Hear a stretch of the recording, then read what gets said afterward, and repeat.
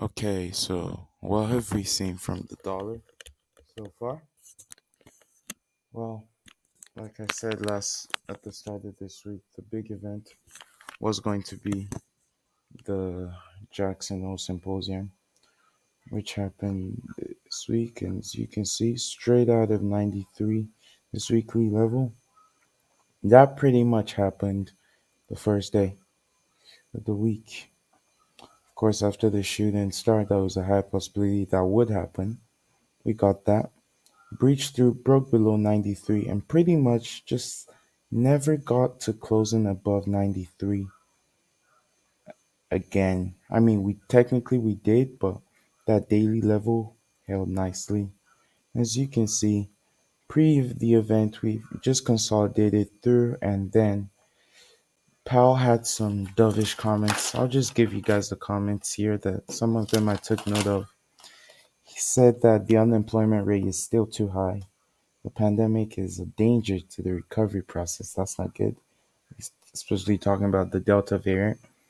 Talked about the speed of recovery has pushed beyond expectations, so that there is hawkish.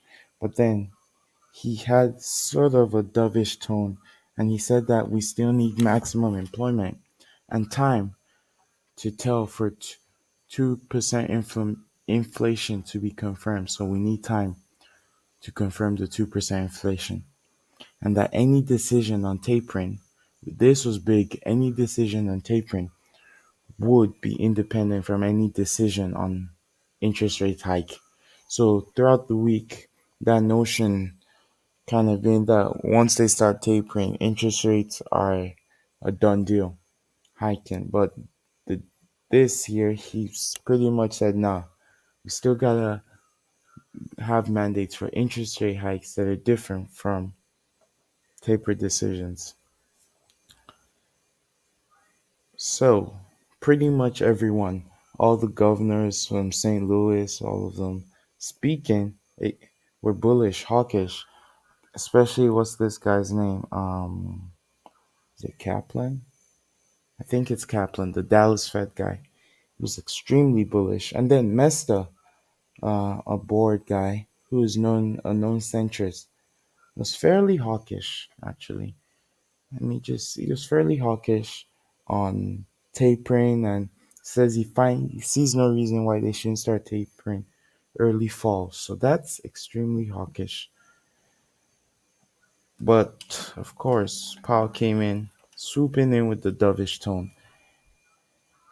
And as you can see, this actually played out nicely. We technically haven't still broken this low, but there was this nice fib that I'm pretty sure every trader was looking to take what's it called? Take advantage of from here to here. As you can see right there, pretty good. Let me just adjust this. You can see it was just between that 61.8 and 78.6. So everyone was looking to profit off of that, but that did not play out. You can see extremely bearish close for this.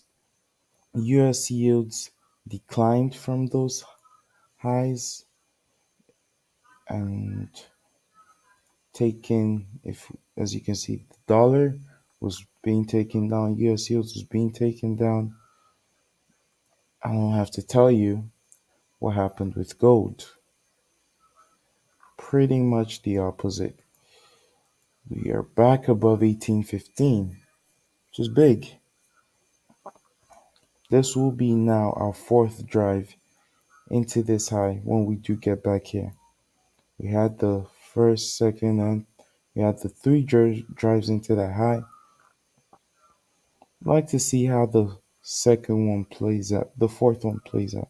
Could we break potentially? On the 4 hour, what we can see here is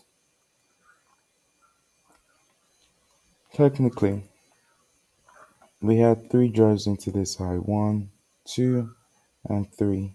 That took us out. But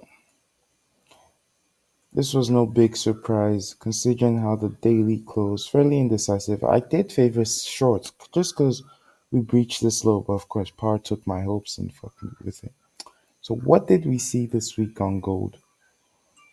Well, we pretty much started the Sunday, just took that out. Let me just actually, sorry guys, let me just try something right now. If I do this, I just do this. Huh, that's interesting. So we took that out right there, straight into this 4 hour line level right there. Three pin pattern taking us back down. Indecision, weakness pre the event on Thursday. Then the event shoots us back up. Essentially what happened. This 4 hour band played out really nicely for anyone who did get longs on this. Kudos to you. Good job, well done. It is what it is. As for me, I did not get anything on that. I didn't get any trades this week. Why is my phone going off? Okay. My dudes, okay. Alright. Let's look at this now. So you can see GU had concerns apparently over Brexit related issues and COVID-19 cases rising last week. But that did not play into this week. In fact, straight out, we saw that dollar weakness. What did that mean? We are back at 1.37. Yeah. Excuse me, guys. This minor level here, we pretty much consolidated between there and 1.373. Broke above, came back into 1.376. If you look on the 8 hour, just barely tapped, just barely broke above 1.375, which is this huge weekly level that we've had that has acted as support numerous times, as you can see over there, over here. And when that did happen, we broke below. Once again, on the 4 hour, you can see how it did play out. We broke below, came back, took out all these stops. So basically, I feel like this was a stop hunt. That's my big take on this. Looking at it now, personally, I feel like traders who were long, who were short, I mean, stops taken out. Traders who were long, stops taken out. And don't get me wrong, there were good trades in this here, but just looking at it now, it just feels kind of counterintuitive. But this lovely consolidation, as you can see, was pretty nice holding through. And at the same time, anyone who's looking for shorts is like wicks to the high, okay, takes those longs. For those, look how many traders, let's just look at the far. How many traders do you think on this candle here and on that candle there would have wanted to go long on those two candles? Straight after that, look at the speed. Shooting, bearish engulfing, bringing us back down. Shooting star, back at these levels. They think, oh, we might hold, takes them out completely, takes out that level too, which is big because it takes out that level right there. Induces traders on the 1 hour time frame to go short right here with this. With this, do you guys see this right here? With this candle right here, induces traders to go short, and then starts to head higher again. That is crazy. That is how the market messes with our feelings. So if you're not mentally, if you don't follow your plan, that is example one of how you get fucked. And then Powell came in, no doubt. We had the nice three pin pattern off of 1.37 on the 8 hour. This looks really clean. Back here at 1.375. Now, do I see the dollar weakness bringing us back to these levels? I personally don't. But now we have had a bullish week to match with that bearish week We did not breach the lows or breach the highs. We are at a weekly level. So I have no idea where this is going. I'm just gonna watch the fundamentals and trade each day as I see it. That's what happened. Now GJ, my favorite pair. No, I'm kidding. Parents don't have favorite kids. What are you talking about, Terry? On this, pretty much copied GU. Kind of. This daily level held up nicely.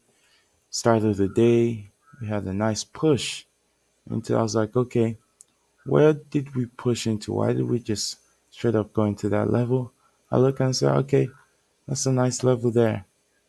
Not bad. If you look at it on the 1 hour time frame, you're like, okay, I can see where we're. I was actually looking for shorts. I was like, can we get us coming to here for shorts? Unfortunately, we didn't get that.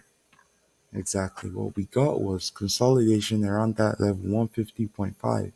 I just put my crosshair right there. You can see how that level acted as multiple times for us. You can see here just 150.5. Just let me see if I can draw a straight line on this. You can see what I'm talking about. Just 155.5 just straight up held through. Just giving us nice bounces off of here. So what did we see on this one? Well, this wasn't as clean as GU. It was actually more awkward. We had the push, of course. Then I don't really know why we halted there, here to be exact, but we did. And then we broke above 3 pin pattern, brought it straight back into that consolidation band, as you can see, just right there.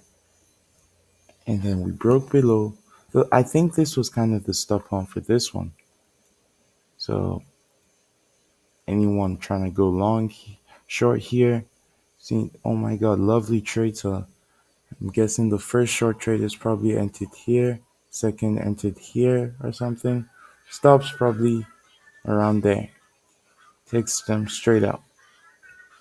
And then these long traders were like, oh damn, long, um, short stops right there, long stops, because they're going long here, taken out. And then it does go long. We get, where do we tap into? 151.6 and 151.2. What do we get? Barely tapped into that level there. Back below 151.2. Kind of similar to what's it called? GU, as you can see. Taps into that level. Resets 151.2. Comes back to 150.5. And then back into that level again. Taps this level here, 151.5. And now back below 151.2. Personally, I do like this, but my question is, can the yen hold up? The yen is still in a state of emergency as the Paralympics are going on. What's going on there? That's my question. Like I said, I don't have predictions. Absolutely have no idea where we're going into. We're currently stuck between levels. If we can probably potentially pop above here and get a daily close above here, retest, I could see us coming back to these levels of 152.5. I'm just putting it out there just because the bounce off of here looks really solid. So we have one, two, but I honestly don't know. That's what happened this week, and stay tuned for next week's video.